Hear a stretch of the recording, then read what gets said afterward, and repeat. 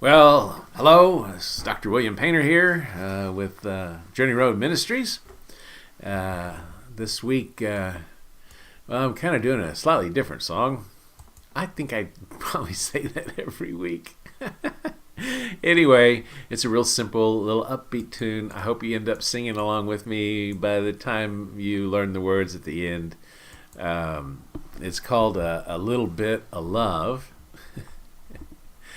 And actually, this was just published by Weezer, maybe 4 days ago, something like that. This is kind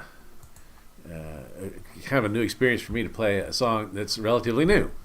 So if you'll bear with me, we'll get a little bit of love going here, and then come back after the jump for hopefully some meaningful words. Yeah, so here we go. A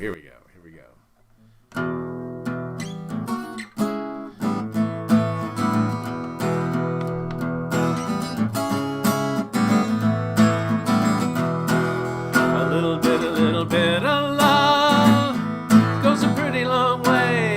Take a look at where you started from and where you are today. You climbed mountains, you swam oceans, you got knocked down, you kept going.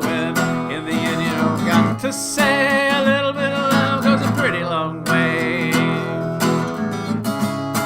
All your wounds are healing fine, and I'm so glad I've got you in my life. Now the winter frost is gone. Now is our chance to live the life we want. A little bit of love goes a pretty long way. Everybody's lost, and that's okay. Some show it, some hide it, but there's a battle, we're all fighting. So if you're looking for the words to say, a little bit of love goes a pretty long way. Holding on to the rabbit's feet, walking down the sunny side of the street. Shadows creeping at your back. You can forget 'em like an amnesiac. A little bit of love goes a pretty long way. Love is really like a wonder drug. Well, let's medicate and say goodbye to the drama. It's a beeline to nirvana. If you're looking for the words to say, a little bit of love goes a pretty long way.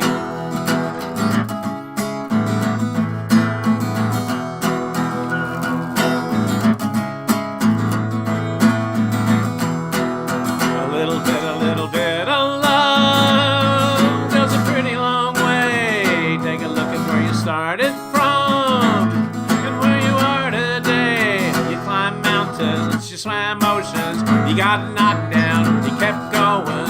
In the end, you know you've got to say a little bit of love goes a pretty long way.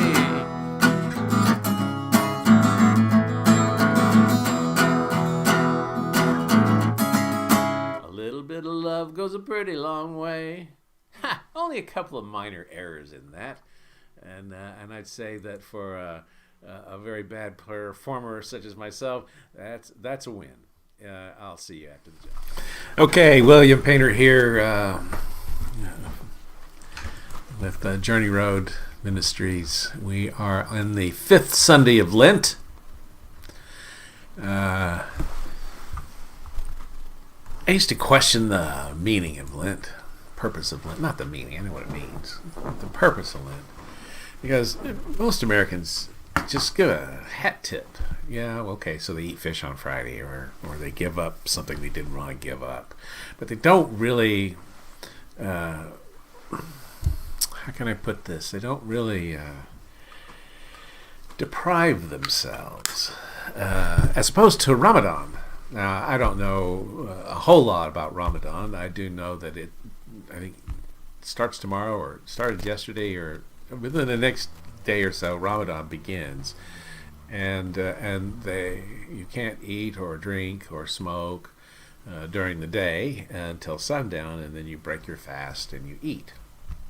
And the whole purpose of it is for you to feel the hunger that people who are hungry feel, and to create empathy in yourself, and to celebrate being with family and friends, and so on. So it's a real mixed. Well, it lasts for 30 days. And I always thought that Christians would be well served to mimic that, or to follow along at home, as it were, because I don't think we really have empathy. We don't really know what it feels like to be hungry. Some of us do. I've been hungry and I had no money, and I had no place to live. I had no place to sleep, and so when I see someone who is hungry, I understand the desperation that they feel. But I don't think. But see, that was a long time ago, and I haven't been hungry very long, much since. I think it would be a good reminder, healthy reminder, that we actually give up something for Lent, and fasting during the day would probably be a good start. For a culture that is so self-indulgent that it complains about gas prices while people are being killed in the Ukraine. So let's read our gospel for the day. Our gospel, it comes from John, chapter 12, verses 1 through 8. This is getting ready for Passover and Easter. 6 days before the Passover, Jesus came to Bethany, the home of Lazarus, whom he had raised from the dead. There they gave a dinner for him. Martha served, and Lazarus was one of those at the table with him. Mary took a pound of costly perfume made of pure nard, anointed Jesus' feet, and wiped them with her hair. The house was filled with the fragrance of the perfume. But Judas Iscariot, one of his disciples, the one who was about to betray him, said, "Why was this perfume not sold for 300 denarii and the money given to the poor?" He said this not because he cared about the poor, but because he was a thief. He kept the common purse and used to steal what was put into it. Jesus said, "Leave her alone. She bought it so she might keep it for the day of my burial. You will always have the poor with you, but you do not always have me." That's the end of the gospel. I'm always amazed how packed these passages are. So, on the one hand, this is in preparation of the of Jesus' death, crucifixion. The anointing of it was for his death, and so we have that theme, the anticipation. Judas is here. And it's made pretty clear he's the one who betrayed Jesus. Don't forget that. And not only was he that, he was also a thief. He probably smelled bad too. All this is in anticipation of Easter, Good Friday and Easter, the Passion. In any case, so but there's something else going on here too that I think we like to gloss over because everybody's all about Lent and Easter and so on, and that is the fact that Mary spent, I was doing some research on this, spent about a year's of a manual laborer salary on this perfume. So what would that be, $30,000, something like that? And I don't know what manual laborers make, but let's just call it $30,000 on this perfume. And she anoints his feet with it, and then wipes them with her hair. Now, just imagine seeing that. Just imagine being a witness to this profound act of love and intimacy that we see Mary and Jesus engage in. She puts this beautiful smelling perfume on his feet, and then wipes them with the locks of her hair. I mean, that's if that's not erotic, I don't know what erotic is. If some woman came and anointed my feet and rubbed and wiped them with her hair, I'm telling you right now, my wife would not be happy. She would be like unhappy. And because that's a very intimate thing, and for some reason Tara thinks she's got, special rights to that, which of course she does. If I witnessed a young woman doing that to my son, I would be like, well, a little embarrassed that I was in the room. Okay, and so we have. I had a professor once, obviously, and one of my favorite ones, and he said, I always wonder about the smell of history. I mean, what is it like to walk down, 19th century, 18th century London streets as people poured their chamber pots out of the windows? That's why, men always walk on the outside, drawing down the sidewalk. Man walks on the outside, women walks on the inside, because the chamber pots were being emptied out, and he would be the one that would catch it, not the woman. Okay?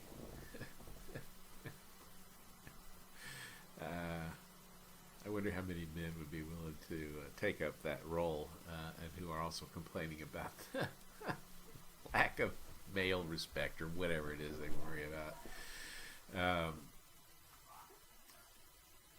The smell of history, the smell of unwashed people, the smell of urine and feces and sewage and dead animals, and the cities. They said during the French and Indian War, I think the British military camps were very pristine and disciplined. In fact, there's some suggestion that Americans understood what oppression really meant by watching what happened to the British soldiers by the British military. You get put on the rack, you get beaten, you get flogged, or you get shot. And the camps, the British military camps, were clean. But the American camps, they said the reports were you could smell them a mile away. Okay, they weren't very disciplined, and I suspect that a good part of urban life in the medieval period or the post-medieval period, in the Renaissance, it smelled pretty bad by our standards. That everything smelled bad. The city smelled bad. The people smelled bad. It's no wonder that the spice trade had such a strong market in Europe. Now, just think for a minute about the smell in this room. Okay, when Mary uncorks this perfume, what do they say? They actually say the house was filled with the fragrance of the perfume. We can smell it. How many times do we think about what does it smell like in the Bible? The things we read about. You think about your memory of smell is much more distinct and vivid than your memory of the event itself. I mean, there's some smells I smell that take me back to memories. I know one. The smell of diesel, coffee, and cigarettes. It reminds me of France. I'm like, I miss France. Okay, because a lot of the places smelled of diesel oil, diesel fuel, and cigarette smoke, and coffee. Okay, you landed at Charles de Gaulle Airport, and that's what you're smelling. Okay, that's what's going on, and I don't think I've ever heard a pastor talk about what the Bible smelled like. Okay, what did Jesus smell like? Okay, if you were to come up to him and smell, what would you smell? My wife sometimes says, "You smell like summer," when I've been outside. What does summer smell like? Well, it smells like something, according to my wife. The smell of puppies. Okay, one of the things I just truly love is puppy breath. I mean, that just, because I think it reminds me of when I had a puppy, and how fun they are and gentle, and it's It's just a full-on experience, and we're denied this because no one describes what Jesus smells like, except here, in this very unusual passage in the middle of Lent, where Mary brings this perfume and anoints his feet with it and wipes it with her hair. That just brings tears to my eyes. What a lovely thing. And then here you got Judas going, well, you could have sold it and given the money to the poor. And the author here makes a real clear point. He really didn't care about the poor. And this citation, this event is described in another one of the Gospels. And without bothering to mention that he didn't care about the poor. But what we see here contrasted is, on the one hand, an event of extreme luxury, of limitless resources, of how can I, what's the word I want? The word I want is extravagance, exuberance. Because we live in a world where we tell ourselves that resources are limited, therefore we must marshal them and protect them and keep people from our table and keep people from our borders, when in fact, all right, it's a perfect example of how we mislead ourselves. I was listening to NPR, and the commentator was saying, look, our immigration policy is killing us.